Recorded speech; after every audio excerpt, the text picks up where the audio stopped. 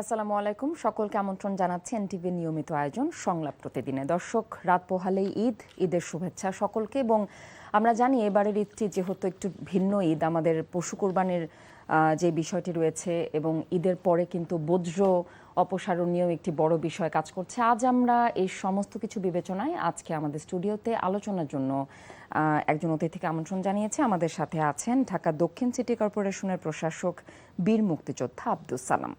আপনাকে স্বাগত জানাচ্ছি আমাদের আজকের আলোচনায়। আমি যেমনটি দর্শকদের বলছিলাম, ঈদের বিষয়টি আগামীকালই পবিত্র ঈদুল আজহা, এবং আমরা জানি যে এবারে পশু কোরবানির যে বিষয়টি আছে, বজ্র অপসারণের বিষয় আছে, বলা হয়েছে যে ৮ ঘন্টার মধ্যে এবারে বজ্র অপসারণ করা হবে।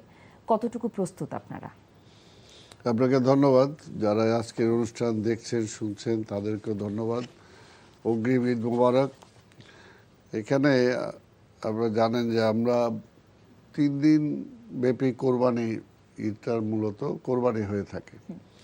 এটার প্রস্তুতি তো আগে থেকেই, যে হাট বসানো নিয়ে, হাটের ব্যবস্থাপনা নিয়ে, সব কিছু নিয়ে আমরা প্রায় 1 মাস ব্যাপী বিভিন্ন পর্যায়ে কার্যক্রম আমরা গ্রহণ করেছি, যাতে হাটের ব্যবস্থাপনাটাও সুন্দর হতে পারে, পরবর্তী পর্যায়ে কোরবানির ব্যবস্থাপনাটাও যাতে সুন্দর হতে পারে।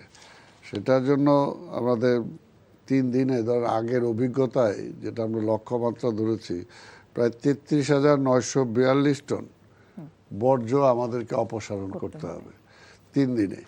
এবং প্রথম দিনে প্রায় 15,935 টন, দ্বিতীয় দিনে 11,776 টন, তৃতীয় দিনে 6,231 টন বর্জ্য। এইভাবে মোটামুটি আমরা একটা নির্ধারণ করেছি। এবং এই বিশাল কর্মযজ্ঞে প্রায় আমাদের মোট 13,453 জন জনবল এখানে নিয়োজিত থাকবে। দক্ষিণে আমাদের সবগুলো ওয়ার্ড ব্যাপী এটা ভাগ করা থাকবে। আমাদের যান যন্ত্রপাতি নিয়োজিত থাকবে প্রায় 2,117টি, ট্রাক সহ আনুষঙ্গিক যেগুলো থাকে সেগুলো আমাদের থাকবে। তারপরে এছাড়া সঠিক বর্জ্য ব্যবস্থাপনা নাগরিকগণকে উদ্ধৃত করতে ডিএসসিসির 75টি ওয়ার্ডে 46 টন ব্লিচিং পাউডার আমরা দিয়েছি, জনগণকে দিয়েছি আমরা। এবং 210 গ্যালন অর্থাৎ প্রায় 1050 লিটার স্যাভলন আমরা জনগণকে দিয়েছি। এবং 1,40,000 বায়োডিগ্রেডেবল ব্যাগ বিতরণ করা হয়েছে। এটা কি বাসায় বাসায় পৌঁছানো? বাসায় বাসায়, হ্যাঁ, বাসায় বাসায় আমরা এগুলো পৌঁছাইছি।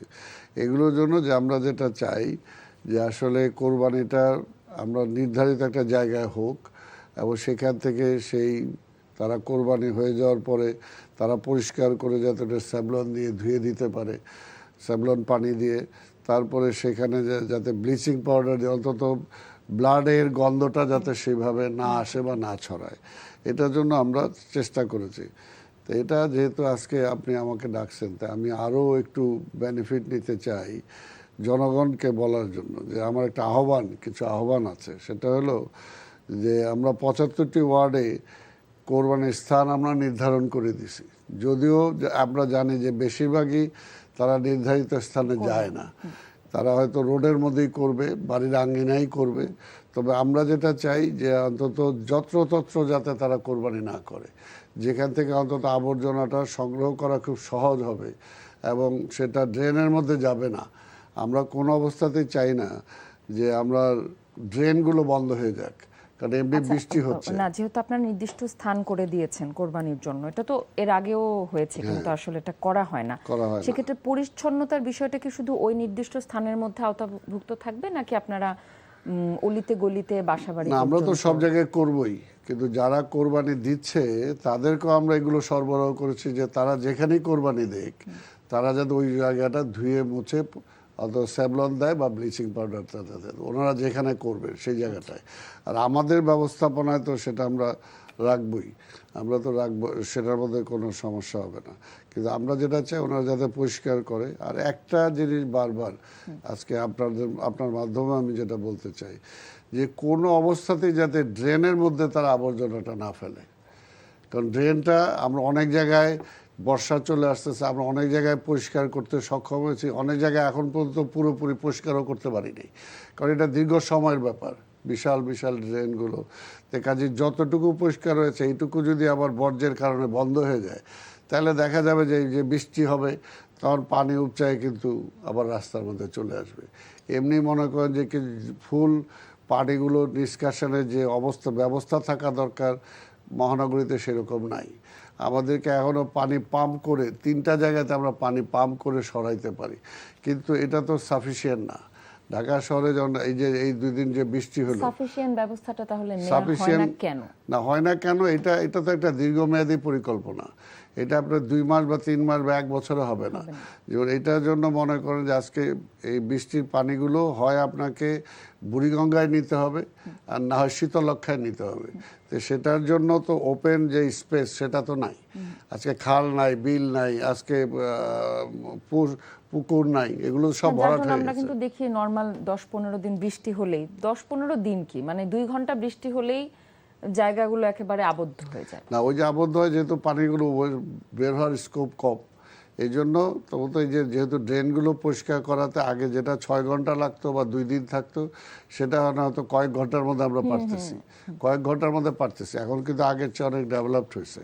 কিন্তু এই কোরবানির বর্জ্যগুলো যদি আবার ড্রেনের মধ্যে যায়, তাহলে আমি যেটা বলতেছি তাহলে আবার বন্ধ হয়ে যাবে। সেক্ষেত্রে আপনাদের পরিচ্ছন্নতা কর্মী যারা বলছেন যে 8 ঘন্টার মধ্যে বজ্র অপসারণ করবে, তাদের আসলে কর্মক্ষেত্রটা বা কাজটা কতটুকু, কখন থেকে আমাদের শুরু হবে? সেটা কাজটা তো হলো যেখানে বর্জ্যটা ফেলবে সেখান থেকে এগুলো সংগ্রহ করে আমাদের যে জায়গায় বর্জ্য একসাথে করার জায়গা আছে সেখানে রাখবে, সেখান থেকে ট্রাক করে নিয়ে যাবে যেখানে ফেলা হয়।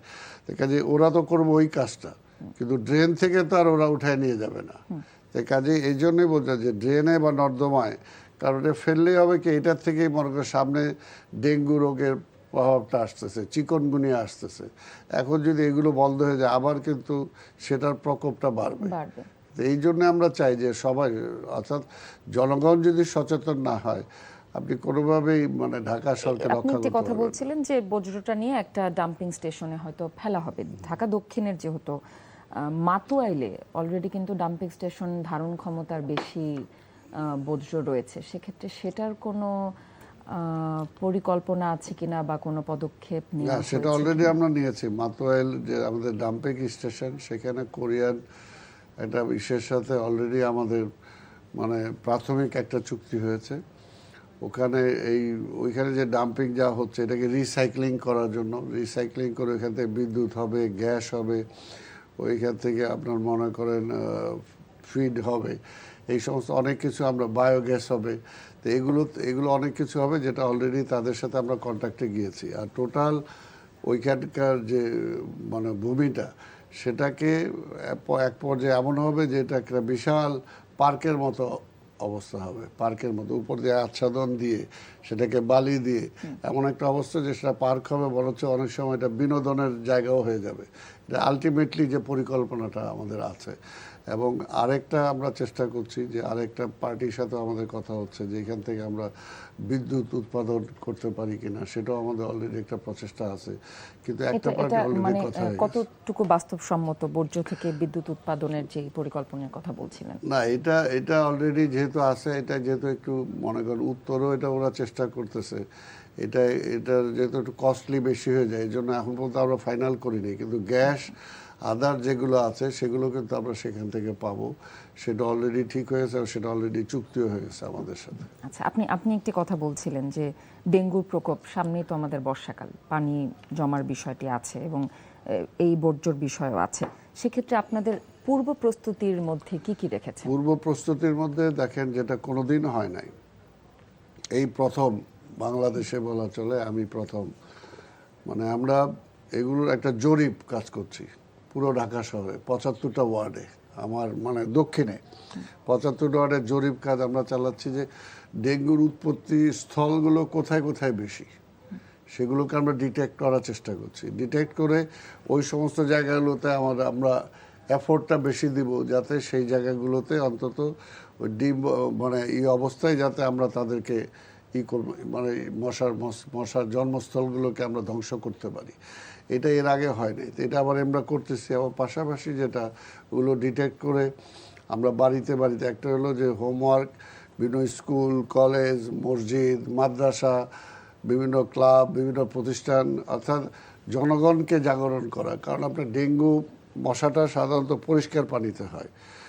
1-2 দিন বা 3 দিন যদি পানি একটা জমে থাকে, ওইখানেই কিন্তু লার্ভাটার সৃষ্টি হয়। ওই লার্ভা থেকেই মশা হয়ে যায়। যেমন দেখেন, আমি যেদিন আপনার জরিপ কাজটা শুরু করলাম, সেদিনই আমার পরিচ্ছন্ন কর্মীরা এসে আমাকে নিয়ে গেল একটা জায়গায়, সেটাও ঢাকা শহরে নগর ভবনের কাছে যে পশু হাসপাতাল, এই পশু হাসপাতালের ভিতরে তাদের স্টাফরা থাকে তাদের ঘরের পাশেই।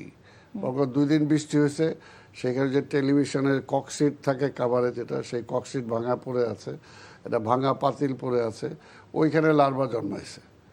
তো ওইখানে লার্ভা জন্ম, আমি পরিচালক সাহেবরা ডাকলাম, ডেকে বললাম যে এই লার্ভাটা 2 দিন থাকলে এটা মশা হয়ে উড়াল দিবে, দেওয়ার পরে আপনাকে কামড়াবে এবং আপনার ডেঙ্গু হবে। তখন আপনি বলবেন সিটি কর্পোরেশন তো মশার ওষুধ দেয় নেই। তা আপনি তো ফ্যাক্টরি নিয়ে বসে আছেন, তা আপনার ফ্যাক্টরিগুলো যদি আবার আপনার ঘরে ঘরে এরকম ফ্যাক্টরি যদি আপনার জন্মান, তাহলে কয় জায়গায় আমরা পাহারা দেব? কিন্তু সিটি কর্পোরেশন থেকে যারা এই ওষুধটা দিয়ে থাকে, তারাও আসলে তাদের সাথেও কতটুকু আপনারা যোগাযোগ করছেন, তারা আসলে ঠিক ওষুধটা দিচ্ছে কিনা? কারণ এরকম অনেক অভিযোগ পাওয়া যায় যে তারা আসলে যে ধোঁয়াটা ছাড়ছে, এটা দিয়ে মশা নিধন হচ্ছে না। না, এটা অভিযোগ দেওয়ার পরে, কিন্তু এটা অভিযোগ যখন দিল আমাদের কাছে, অভিযোগ দেওয়ার পরে মন্ত্রণালয় পর্যন্ত পরীক্ষা করলো এবং আমরাও পরীক্ষা করলাম। আবার পরীক্ষা করার পরে দেখা গেছে সবাই সার্টিফাই করছে যে না, এটা ঠিক আছে। আর আরেকটা যেটা, যে মশার ওষুধটা সরাসরি কিন্তু সিটি কর্পোরেশন ইচ্ছা করলে কিনতে পারে না। এটা কীটতত্ত্ববিদ আছে, তাদের একটা সার্টিফাই করতে হয়, তারা সার্টিফিকেট নিতে হয়। কারণ আপনি এমন কোনো ওষুধ দিতে পারবেন না যেটা কীট পতঙ্গ মরে যায়। আপনি মশা মারবেন কিন্তু কীট পতঙ্গ মারতে পারবেন না, অর্থাৎ এটা খুব ডেঞ্জারাস ব্যাপার। এই জন্য কিন্তু মশা কখনো একেবারে নির্মূল হয় না, মশাকে আপনি নিয়ন্ত্রণে রাখতে পারবেন। তাই কাজে এটা ইচ্ছা করলেই যে সিটি কর্পোরেশন মানে ওষুধটাকে ওইভাবে দিয়ে দিবে, এই ধরনের একটা প্রচার আছে। কিন্তু আমি অন্তত এখানে দায়িত্বে আসার পরে দেখলাম যে না, ওইটা আসলে পরীক্ষা করার পর দেখা গেছে যে না, ওষুধটা ঠিক আছে। তো তারপরও আমরা আবার নতুন আরেকটা ওষুধ দেওয়ার জন্য চেষ্টা করছি, অন্তত লার্ভা আকারে অন্য লার্ভাটাকে ধ্বংস করার জন্য, সেটাও দেখা যাক। এবং কিছু কিছু জায়গায় আমরা 2-3টা ওয়ার্ডে আমরা প্রাইমারি অন্য ব্যবস্থাপনাও নেওয়ার জন্য চিন্তা ভাবনা করতেছি। যে কোনোভাবে হোক, মাননীয় প্রধানমন্ত্রীর নির্দেশ হলো যে কোনো অবস্থায় ডেঙ্গু বা চিকুনগুনিয়ার প্রকোপটাকে কমাতে হবে। ডেঙ্গু বা চিকুনগুনিয়ার প্রকোপ কমাতে আপনারা কি হাসপাতালগুলোর সাথে কোনো সমন্বয় করেন কিনা, বা স্বাস্থ্য মন্ত্রণালয়ের সাথে? না, হ্যাঁ, সেটা স্বাস্থ্য মন্ত্রণালয় তো আছেই। স্বাস্থ্যমন্ত্রী তো আমাদের এখানে আসছে, বা ওনার তত্ত্বাবধানে সে ওষুধগুলো পরীক্ষা করা হয়েছে। উনি কিছু কিছু জায়গায় যেয়ে দেখছেন, এবং হাসপাতালগুলোকেও সেইভাবেই মানে বলা আছে, সেগুলোকে অবশ্যই আমরা চেষ্টা করছি। তবে একটা জিনিস দেখেন, যে বাংলাদেশ তো আর কোনো বাউন্ডারি নেই। অর্থাৎ আমাদের এখানে মুগদাতে একটা হসপিটাল আছে। এখন মুগদা হসপিটালে যদি ডেঙ্গু আক্রান্ত হয়ে 10 জন মারা যায়, নট নেসেসারি যে এটা ওই মুগদা এলাকারই লোক, এটা কিন্তু বাংলাদেশের যে কোনো অঞ্চল থেকে সে আসতেছে। তাহলে ওইটা যদি আপনি বলেন যে দক্ষিণের এতগুলো লোক মারা গেছে, এটা কিন্তু হয়, মিডিয়াতে প্রচার হয়।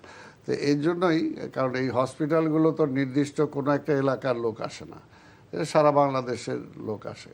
তো সেই দিক দিয়ে তারপরেও হসপিটালগুলোকে আমরা যতটুকু মানে সচেতন রাখা, ডাক্তার বা ওইখানে যারা আছে তাদেরকে বলে সেখানেও যাতে নার্সিংটা ঠিকমতো থাকে, সেটারও ব্যবস্থাপনা করা হয়েছে। কথা প্রসঙ্গে ডেঙ্গুতে চলে গিয়েছিলাম, যেহেতু কোরবানির পশুর হাট নিয়ে কথা বলছিলাম। এবারে ইজারা ব্যবস্থাপনা কেমন হলো ঢাকা দক্ষিণের? ইজারা ব্যবস্থাপনা আমি তো মনে করি অন্যান্য যে কোনোবারের চেয়ে এবার খুব ভালো হয়েছে।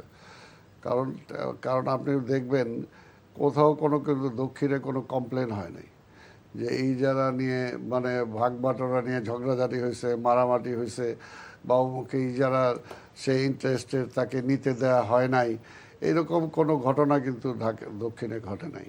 কাজে আমি বলবো যে আরেকটা হলো যে দেখেন, আমরা 3টা স্টেপে টেন্ডারটা করি।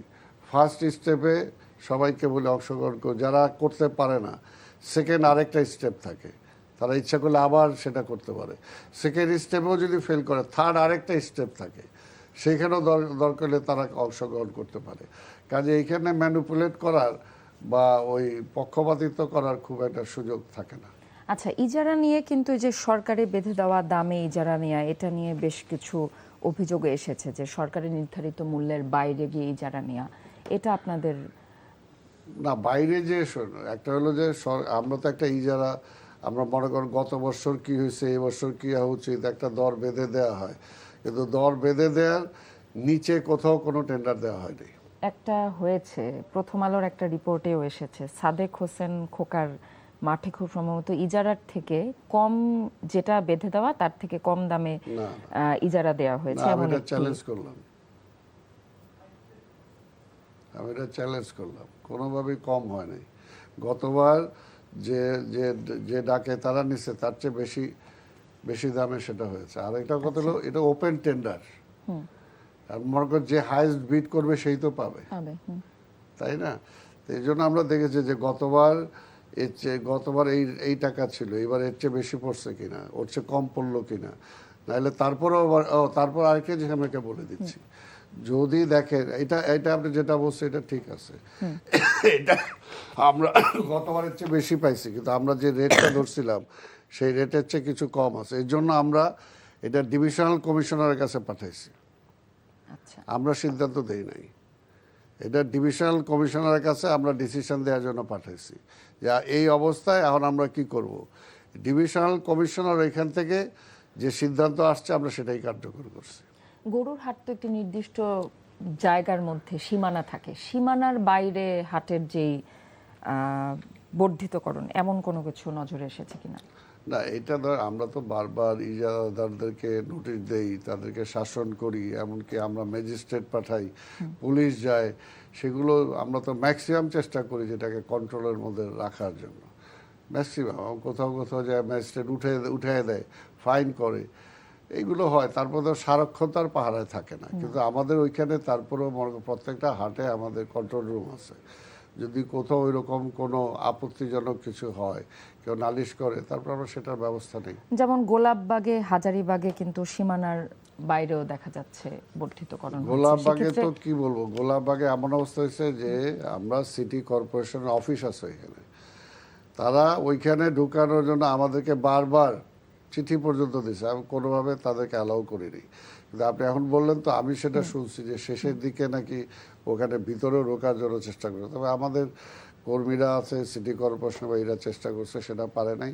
কিছু কিছু জায়গা হয়তো দুই একটা জায়গায় এরকম হতে পারে। সেখানে কি কোনো ব্যবস্থা নেওয়া হয়েছে? অবশ্যই ব্যবস্থা নেওয়া হবে, তার বিরুদ্ধে তাকে জরিমানা করা হবে, তার বিরুদ্ধে ব্যবস্থা নেওয়া হবে। ভবিষ্যতে আগামীতে তার টেন্ডার না পাওয়ার পক্ষে এটাও একটা যুক্তি থাকবে।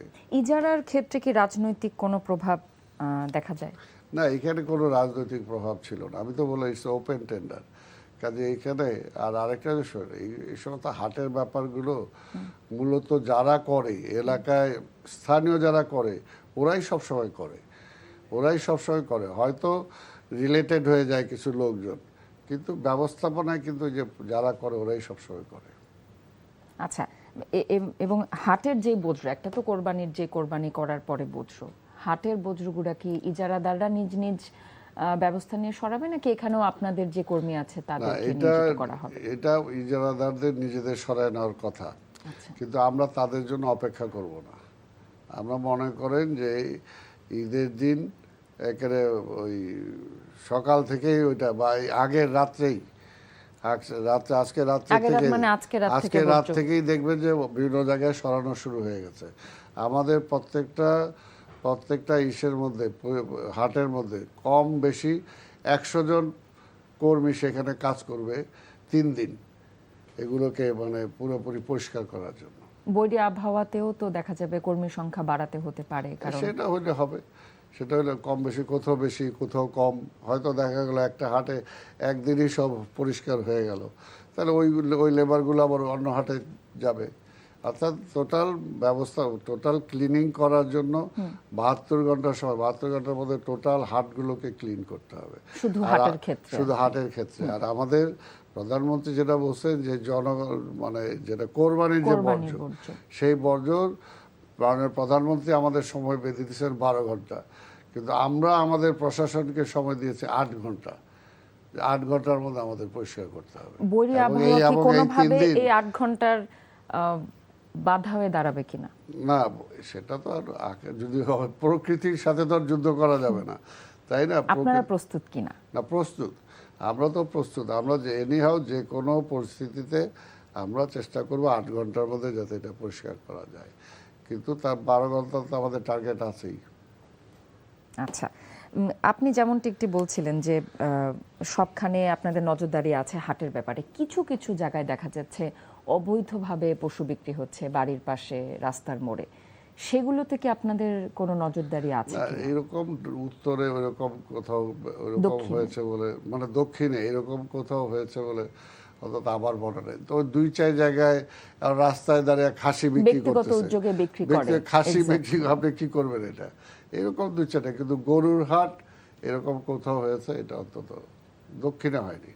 কিন্তু যখন আপনাদের নজরে পড়ে, যদি দেখা যায়, দেখে, চোখে আসে, তখন কি সেটা বন্ধের কোনো? হ্যাঁ, বন্ধ তখন তো সাথে সাথে আমরা ম্যাজিস্ট্রেটকে বলি যে ওই জায়গায় যে ইন্টারভেন করার জন্য, যাতে জায়গাটা না থাকে।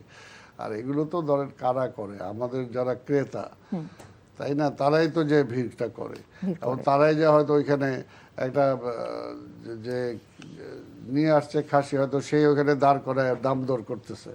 কাজে এটা তো প্রত্যেকের দায়িত্ব, জনগণেরও দায়িত্ব, যে আমরা যাতে সবাই নিয়ম শৃঙ্খলাটা আমরা মেনে চলি, আমরা যাতে গবাদি পশুগুলো হাটে যেই কিনি, তাই না, সেটা তো আমরা চাই। কারণ আপনার যে এটা তো নিয়ম আছে যে আপনি গবাদি পশু হাটে থেকে কিনবেন, সেখানে তাদের একটা চার্জ আছে, সেটা পর্যন্ত আপনি দিবেন, হাসিল যেটা বলে, এটাও কোরবানির একটা অংশ।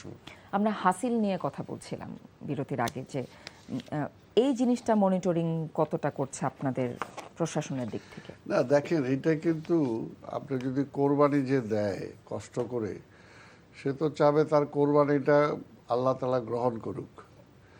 এমন কোনো কিছু তার কোরবানির মধ্যে দিয়ে সে 2 নাম্বারই করবে না, যে যাতে তার কোরবানিটাই প্রশ্নের সম্মুখীন হয়ে যায়। আর আরেকটা হলো যে যদি কেউ এই ব্যাপারে বেশি পয়সা নিতে চায়, তাহলে তো যিনি কিনছেন তিনি তো জানেন যে কত দিতে হবে, এর চেয়ে বেশি উনি দিবেন কেন? কাজে এই ব্যাপারে, এবং আমাদের এখানে কন্ট্রোল রুম আছে, যেটা বলছি, প্রতিটা হাটের মধ্যে কন্ট্রোল রুম আছে। যদি কোথাও কোনো বিক্রেতা অসুবিধায় পড়ে, তাহলে সেটাও সেখানে জানাইতে পারে। কোথাও যদি কোনো ক্রেতার অসুবিধা হয়, সেটাও সে জানাইতে পারে। এবং প্রত্যেকটা জায়গায় আমাদের মোবাইল কোর্টের জন্য প্রত্যেকটা জায়গায় এখানে পুলিশ আছে, সেখানে সিটি কর্পোরেশনের লোকজন আছে। কাজে এখানে আমার এরকম, আমি অন্তত দক্ষিণে ওই রকম কিছু শুনিনি। আচ্ছা, যেমনটি বলছিলেন যে অসুবিধা হলে জানাতে পারে, গরুর হাটে প্লাস পশু স্থানান্তরে দেখা গেছে যে চাঁদাবাজির কিছু অভিযোগ এসেছে গণমাধ্যমে, সেটা কি আপনাদের নজরে এগুলো এসেছে আসলে কিনা? বলাটা সহজ, কিন্তু প্রমাণ করাটা খুব কঠিন।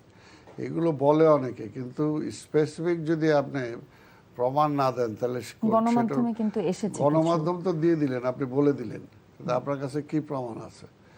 আমি যদি বলি যে গণমাধ্যম আপনি দিলেন, সেটা কি প্রমাণ আছে? একটা প্রমাণ তো থাকতে হবে। বেসরকারি টেলিভিশন চ্যানেলে একটি না, নিউজ বেসরকারি, হয়েছে। ওই তো বললাম তো যে বলে দেওয়াটা সহজ, এবং হাজার হাজার কোটি টাকা লোপাট হয়েছে। আর হাজার হাজার কোটি টাকা যে কত, এটা কিন্তু তার আইডিয়া নাই। কাজে বলে দেওয়াটা তো সহজ। আমার কথা হলো যে কোথাও যদি এরকম কিছু ঘটে, তাহলে তো তাকে আইনের আওতায়, আইনের সাহায্য নিতে হবে। এবং সেটা যদি কোথাও আপনার চোখেও পড়ে, যেমন মনে করেন যে হ্যাঁ, আমি বলবো না যে ঢাকা সিটি কর্পোরেশন একেবারে পারফেক্ট হয়ে গেছে, একের ফেরেস্তা হয়ে গেছে, এটা আমি তো বলবো না।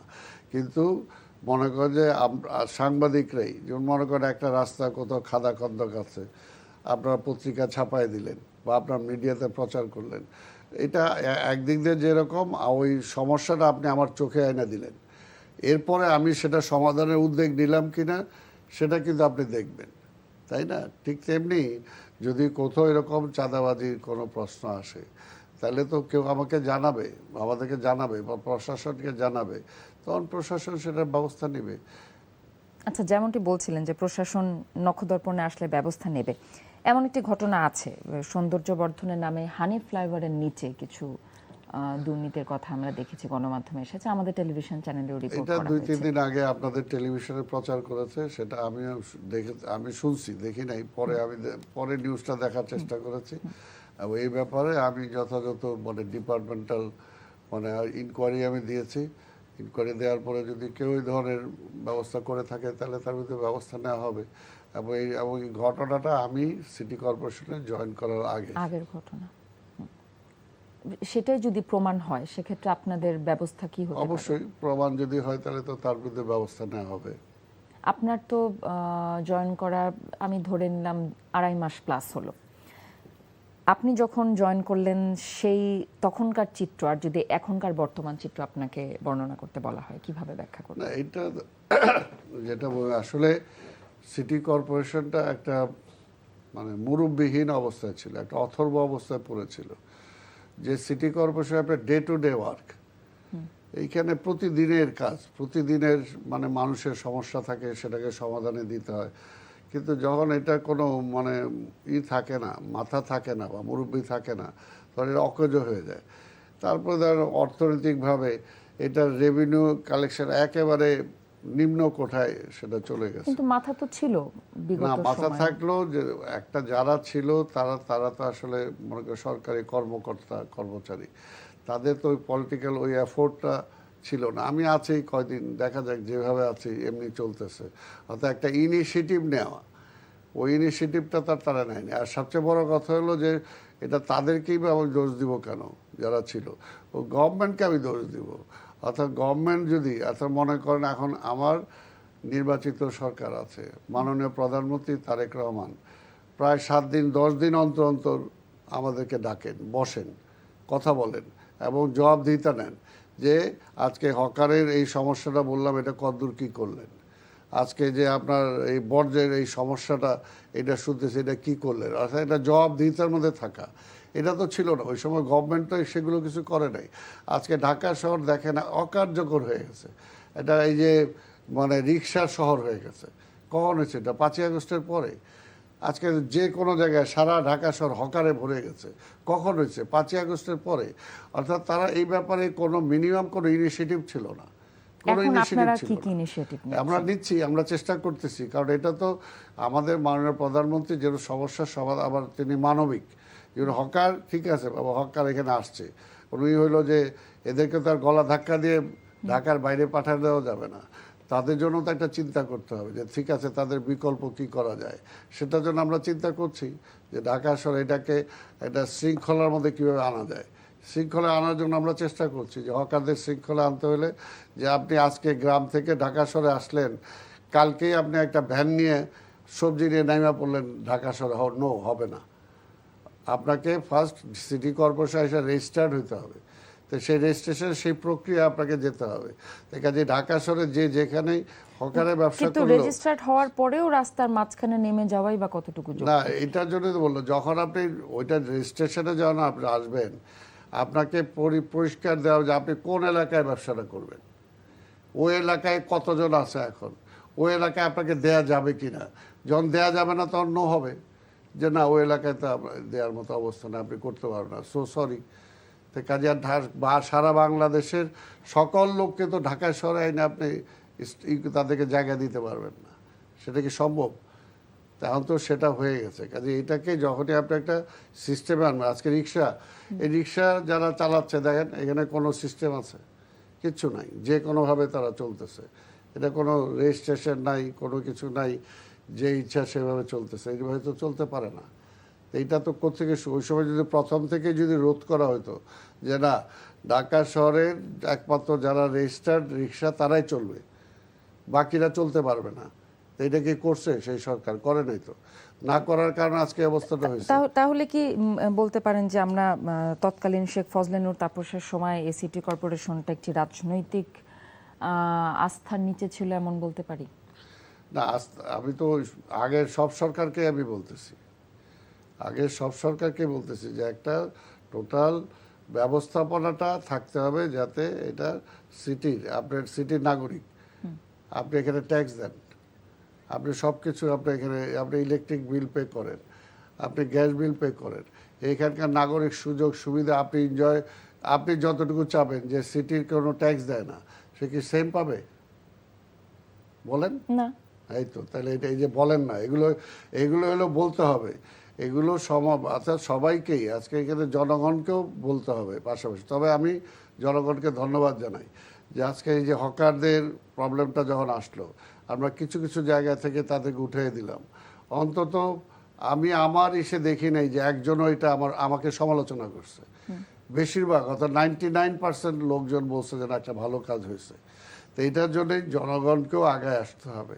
আজকে এই জন্য আমি কয়েকদিনের মধ্যে একটা ওয়ার্কশপ করব, যে রিক্সাওয়ালারা বলুক যে তারা কি চায়, আজকে পরিবহনের শ্রমিকরা বলুক তারা কিভাবে চায়। আমরা ঢাকা শহরটা সুন্দর চাই, ঢাকা শহরের সিস্টেমে চলুক, এটা চাই।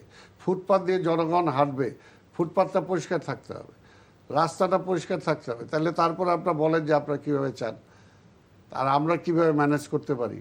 দুইজনের মধ্যে একটা আন্ডারস্ট্যান্ডিং এর মধ্যেই আমরা সেটা সিটিটাকে সুন্দর করতে চাই। এটাকে আমাদের কাছে ভালো লাগে যে সারা পৃথিবীর সবচেয়ে বায়ু দূষিত শহর ঢাকা, আবর্জনায় ঢাকা, ট্রাফিক জ্যামের 1 নাম্বার ঢাকা, এটাকে আমার শুনতে ভালো লাগে। তো এটার জন্য একা আমি দায়ী, এটার জন্য আপনিও দায়ী, এটার জন্য সবাই দায়ী। কাজে আমাদের সবাইকে শেয়ার করতে হবে। এবং এটাকে কীভাবে একটাই পথ, আমরা যদি খালি শৃঙ্খলার মধ্যে নিয়ে আসি, নিয়মের মধ্যে আনেন আপনি তো প্রত্যেক মানুষ, আপনি যদি নিয়ম না মানেন তাহলে আপনি কি স্যার বাঁচতে পারবেন, বা আপনার ফ্যামিলিকে আপনি রক্ষা করতে পারবেন? তো সেম, আপনি পরিষ্কার আপনার বেডরুমটা আপনি পরিষ্কার রাখেন, আপনার বাড়ির আঙিনাটা আপনি পরিষ্কার রাখেন, আর রাস্তায় এসে ময়লাটা ফেলাই দিলেন, তো এটা তো হয় না, তাই না? পৃথিবীর কোনো দেশে তো নিয়ম মানানোর জন্য তো আপনাদের কর্মী নিয়োগ করতে হবে, যে নিয়ম ভঙ্গ করলে যেন আমার বিরুদ্ধে ব্যবস্থা নেওয়া হয়। পুলিশিং দিয়ে হবে না, সবকিছু পুলিশ দিয়ে হবে না, সবকিছু কর্মীদের আপনার নিজের থেকেও সেই সচেতনতাটা আসতে হবে, দায়িত্ববোধটা আসতে হবে। আমি বলতে চাই যে এটা না মানবে তারপর তাকে আইনের আওতায় যেতে হবে, অর্থাৎ সিস্টেমটাকে আনতে হবে। আমি সিস্টেম করেন যে কেউ ইচ্ছা করলো আর ঢাকা শহরে আপনার ওই কুমিল্লার রিক্সা আপনি ঢাকা শহরে চলে আসলেন, নো, অর্থাৎ নো বলতে হবে যে না, আপনি এটা পারেন না। আপনি নদীর ওই পার থেকে রিক্সাটা চালায় আপনি সেতু ক্রস করে আপনি ঢাকা শহরে চলে আসলেন, নো, হবে না। আপনার জন্য একটা নির্ধারিত জায়গা আছে, আপনি একটা জায়গার জন্য রেজিস্টার্ড, একটা জায়গায় আপনি পে করেন, আপনি ওইখানে থাকেন। সো এগুলোকে আমরা সিস্টেমে এটা তার 1-2 মাসের মধ্যে হয়ে যাবে না, এটার জন্য একটা প্রক্রিয়া লাগবে। এই প্রক্রিয়াগুলো আমাদের মাননীয় প্রধানমন্ত্রী চেষ্টা করতেছেন, আমাদেরকেও ইনভলভ করছেন, আমরা চেষ্টা করতেছি, দেখা যাক কতটুকু হয়। আমরা বিভিন্ন পরিকল্পনা নিয়ে কথা বলছিলাম, যেহেতু কাল ঈদ, একটি পরিকল্পনার বিষয়ে আমি জানতে চাচ্ছি। আবহাওয়ার অবস্থা দেখছি বেশ খারাপ, তো বৈরী আবহাওয়ায় আপনারা জাতীয় ঈদগাতে যদি কোনোভাবে নামাজের ব্যবস্থা করা না যায়, সেক্ষেত্রে আপনাদের কোনো বিকল্প প্রস্তুতির ব্যবস্থা আছে কিনা? না, আমরা আমাদের দেখেন যে আমরা ঈদগাহে নামাজের ব্যবস্থা করেছি, সেখানে প্রায় 35,000 নামাজ পড়তে পারবে, মহিলা পুরুষ সহ।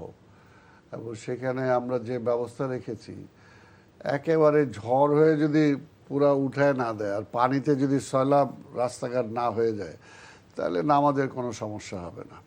এমনি নর্মাল বৃষ্টি হলেও কোনো সমস্যা হবে না।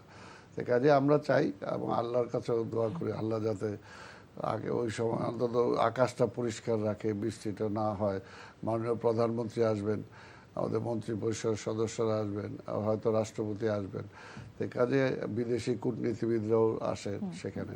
কাজে আমরা চাই যে জামাতটা সেখানেই হবে। যদি একান্তভাবে না হয় তাহলে আমাদের বিকল্প ব্যবস্থা আছে, সেটা আমরা রাত্রে জানাবো, এখন না। আচ্ছা, একটি বিষয় জানতে চাই, আপনি যোগদান করার পরে এই প্রশাসক হিসেবে আর্থিক অবস্থার যদি মূল্যায়ন করতে পারি, যে আপনি যখন ক্ষমতা নিলেন তখন কেমন ছিল আর এখন কেমন? এটা তো আমি একটু আগে যেটা বললাম যে আসলে অবস্থাটা খুবই খারাপ ছিল, মানে কর্মচারীদের বেতন দেওয়ার মতো অবস্থা ছিল। 25 কোটি টাকা বেতন দিতে হয়, আপনার বেতন দেওয়ার মতোই অবস্থা ছিল না, কিন্তু অর্থাৎ নর্মাল রেভিনিউ ফান্ডে থেকে। তো এখন অনেকটা সেগুলো আমি অনেকটা কাটে ওঠার চেষ্টা করেছি, অন্তত কিছুটা যাতে রেভিনিউ ইনকামটা বাড়ে। এই অবস্থাটা কেন ছিল? এটা হলো যে বললাম যে খবরদারি করা, মানে জবাবদিহিতাতে আনা, কর্মীগুলোকে কাজ করলো কি করলো না সেটাকে দেখা। অর্থাৎ আমার এই মাসে রেভিনিউ এত টাকা কম আসলো, কেন আসলো, কোন খাতে কম আসলো, কোন মানে ট্যাক্সেশন অফিসারটা কাজে ফাঁকি দিল, এগুলোকে যদি আমি সুপারভাইজ না করি তাহলে তো ওরা ফাঁকি দিবেই। অর্থাৎ টোটাল কোনো ব্যবস্থাপনা ছিল না, কোনো সুপারভিশন ছিল না।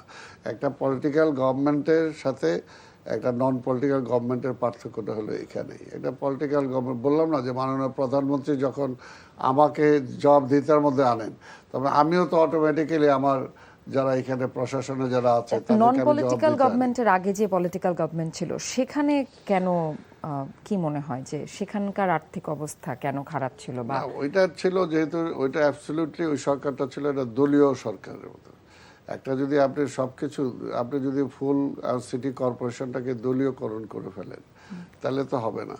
এটা হলো একটা নাগরিক সেবার জন্য, এখানে সব দল সব কিছুই থাকবে। ঢাকা শহরে কি কোনো একটা দলের হবে? আজকে বিএনপি ক্ষমতায় বলে কি সব বিএনপি হয়ে যাবে? এখানে তো সবাই থাকবে। কাজেই প্যাসেজটা আমাকে ওইভাবে ওপেন থাকতে হবে এখানে, যে এটা সবার জন্য এই প্রতিষ্ঠানটা। কাজে ওইটা যদি আমরা থাকতে পারি, একটা আস্থাটা যদি আপনি মনে করেন যে না উনি আজকে প্রশাসক আছে বা মেয়র আছে, আমি ওনাকে বিশ্বাস করতে পারি, একটা আস্থাটাও কিন্তু অনেক বড় কথা। যদি আস্থায় আমি অর্জন করতে না পারি তাহলে তো পিপুল আমাকে আস্থায় না নিতে পারলে বলছে ওর কি করবে, কিছুই করতে পারবে না। কিন্তু যখন দেবে যে না উনি তো চেষ্টা করতেছে, মনে হয় পারবে, তাহলে আমরাও কিছু সাহায্য করি।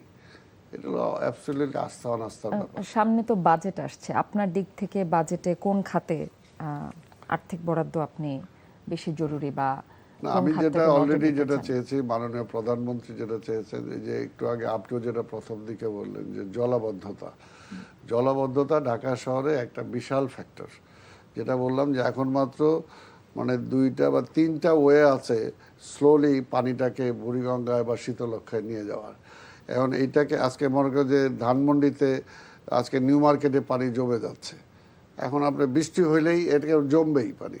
কারণ এই পানিটা নিষ্কাশনের আগে একটা ওয়ে ছিল, ওই দিক দিয়ে আপনার ওই বিডিআর হয়ে ওই দিক দিয়ে পানিটা বের হওয়ার, বিডিআরের ওই পথটা ওইটা বন্ধ হয়ে গেছে।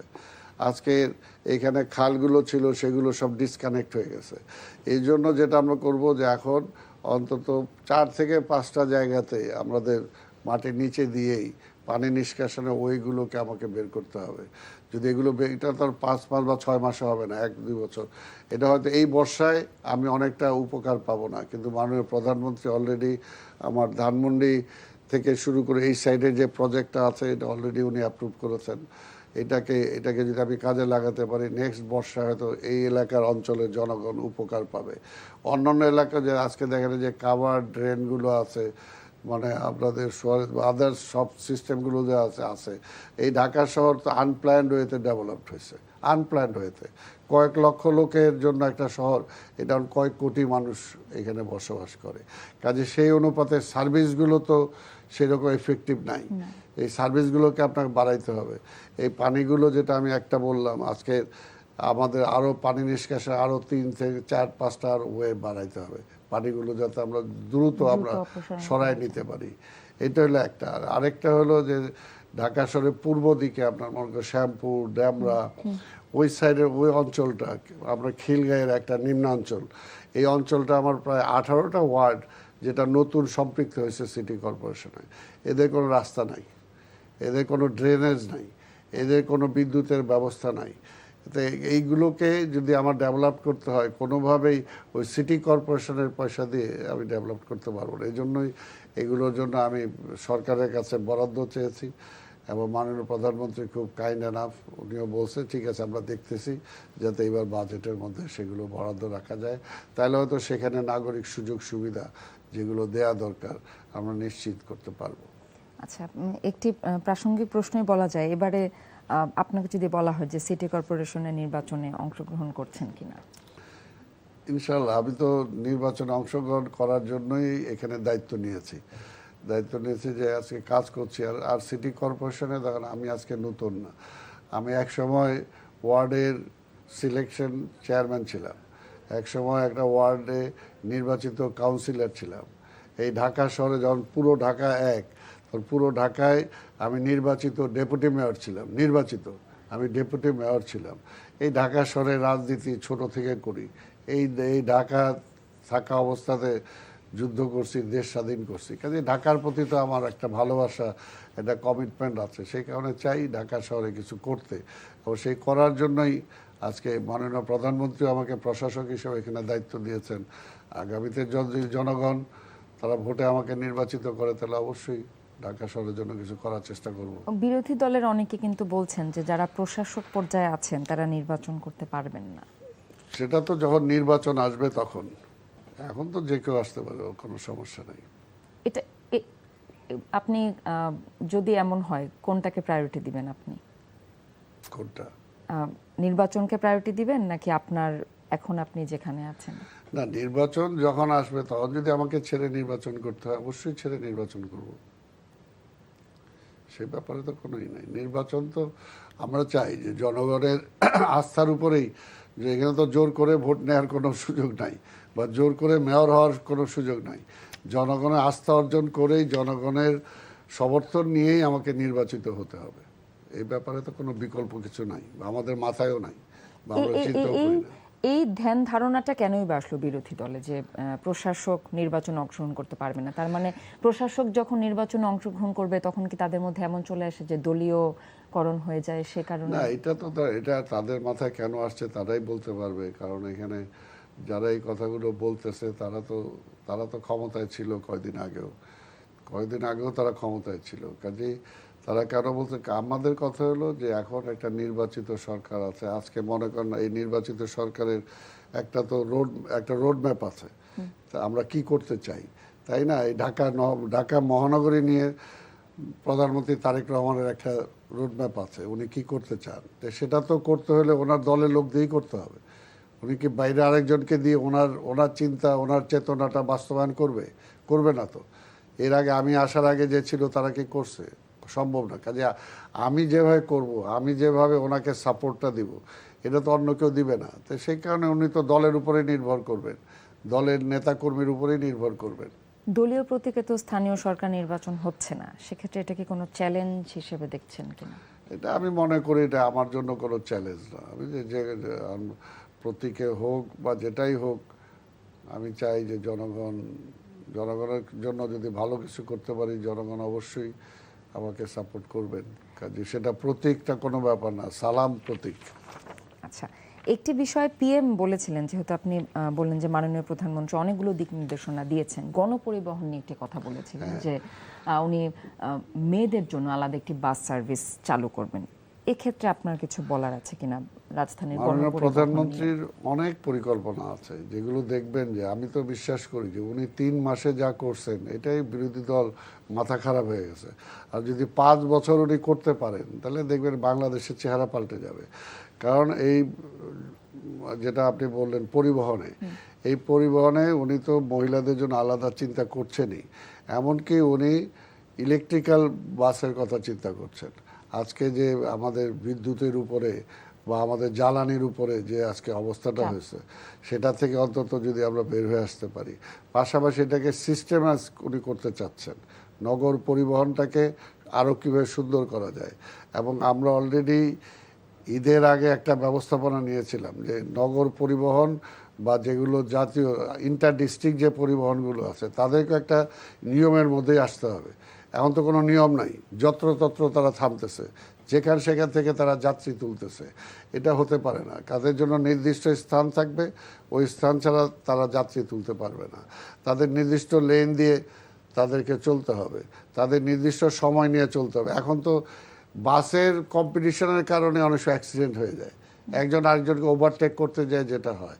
অর্থাৎ এগুলো যদি একটা নিয়ম শৃঙ্খলার মধ্যে আনা যায়, ঢাকা শহরে যত্রতত্র বাসের ঢাকা শহরে 5 আগস্টের পরে একটি বড় সমস্যার কারণ হয়ে দাঁড়িয়েছে অটোরিকশা। এটা বলাই হয় যে আপনিও বলছেন বিভিন্ন পরিকল্পনা নেওয়া হবে, কতটুকু বাস্তবায়ন আসলে সম্ভব? না, বাস্তবায়ন করতে হবে, এছাড়া কোনো উপায় নাই। আপনারা আমাকে যদি ভবিষ্যতে সামনের দিকে এগোতে হয় তাহলে আমাকে করতে হবে, অর্থাৎ আমাকে ডিসাইড করতে আমি এটা করবো। আর কীভাবে করবো, লেট আস ডিসকাস।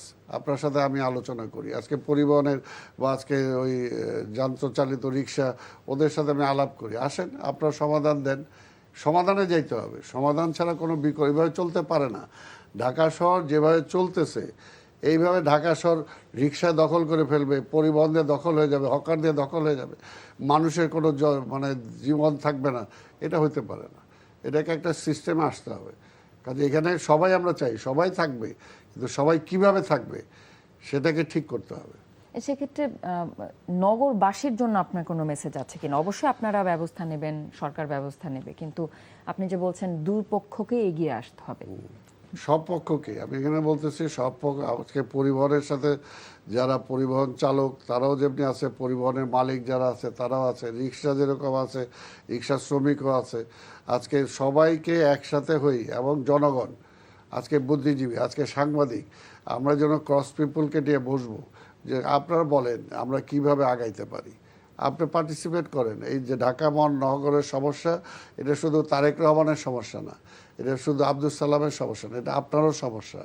কাজে আপনি কন্ট্রিবিউট করেন, আপনি বলেন যে আমরা এই সমস্যাটা কিভাবে উতরাইতে পারি, আমরা ডিসকাস করি। তারপর যেটা মঙ্গল হবে, যেটা ভালো হবে, যেমন আপনি যেটা বললেন যে আজকে ইলেকট্রনিক লাইট সিগন্যালিং এর মধ্যে আমরা যাচ্ছি, এতে আমরা উপকার হচ্ছে না, ভালো হচ্ছে।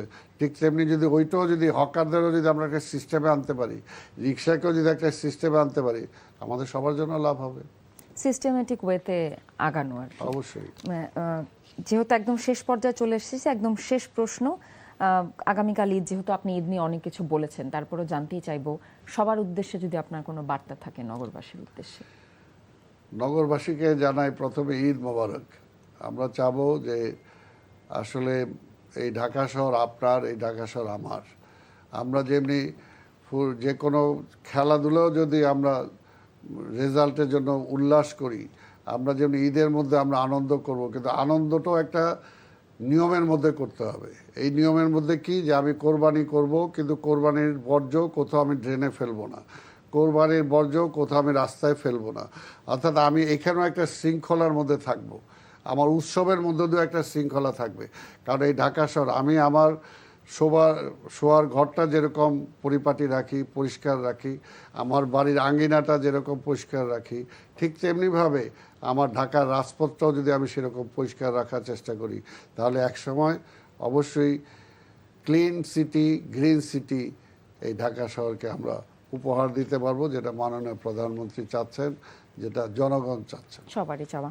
দর্শক, আমরাও এমনটি চাই, সকলে ভালো থাকি, সুস্থ থাকি। কাল ঈদ, সকলে নিজের পশু কুরবানি দিই এবং একই সাথে নিজেদের বাড়ির আঙিনার পাশাপাশি চারপাশও পরিষ্কার পরিচ্ছন্ন রাখে খুব দ্রুত বর্জ্য অপসারণ করে ফেলি। যে যেখান থেকে দেখছিলেন, ভালো থাকবেন, সুস্থ থাকবেন। দেখা হবে আবারও সংলাপ প্রতিদিনের পর্দায়। সে পর্যন্ত ভালো থাকুন। ধন্যবাদ সবাইকে।